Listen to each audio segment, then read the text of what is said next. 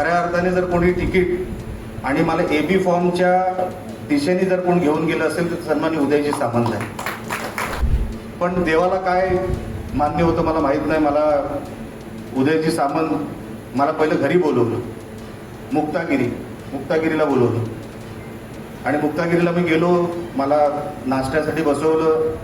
त्यांनी नाश्ता केला, मी करून आलो होतो आणि मग मला 15-20 मिनिटं सगळं काय विचारलं, सांगितलं आणि मला साहेबांच्या घरी घेऊन गेले बाजूला. तेव्हा साहेब वर्षावर होते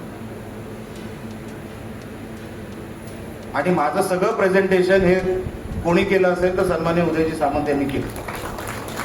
मला 2024ला खऱ्या अर्थाने जर कोणी तिकीट आणि मला AB फॉर्मच्या दिशेने जर कोण घेऊन गेलं असेल तर सन्मान्य उदयजी सामंत आहे. अनेकांना माहीत सुद्धा नसेल, माझ्या समोर जे तेव्हा आता माजी आमदार आहेत पण तेव्हाचे आमदार होते कुडाळ मालवणचे, ते आमच्या शिवसेनेतून लढायला तयार होते. अँटी चेंबरमध्ये येऊन बसायचे, सगळ्यांचा संपर्क होता, सगळे बोलायचे आणि ते फक्त येणार, AB फॉर्म घेणार आणि शिवसेनेच्या धनुष्यबाणावर ते निवडणूक लढवणार इथपर्यंत सगळं झालं होतं. की राणेंना काय काय सांगायचं इथपर्यंत पण सगळं झालं होतं आणि ठरलं होतं की आता. पण देवाला काय मान्य होतं मला माहीत नाही. मला उदयजी सामंत मला पहिलं घरी बोलवलं, मुक्तागिरीला बोलवलं आणि मुक्तागिरीला मी गेलो. मला नाश्त्यासाठी बसवलं.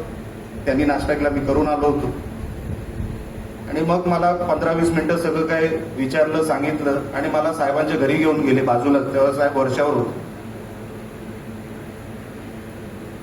आणि माझं सगळं प्रेझेंटेशन हे कोणी केलं असेल तर सन्मान्य उदयजी सामंत यांनी केलं. आणि मग साहेबांनी तिथे मला जे सांगायचं ते सांगितलं.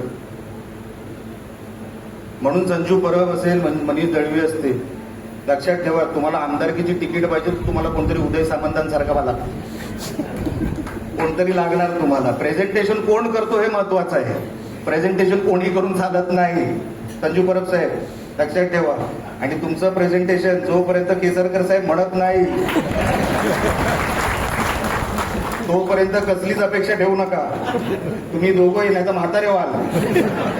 अशी माझ्यासारखी दाढी पिकवायला लागेल.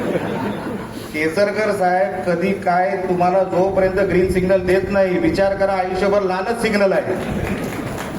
कधी पुढचं पाऊल टाकू नका. कारण का मी केसरकर साहेबांना जवळून हल्लीच्या हल्लीमध्ये 1.5 वर्षामध्ये मी त्यांना फार जवळून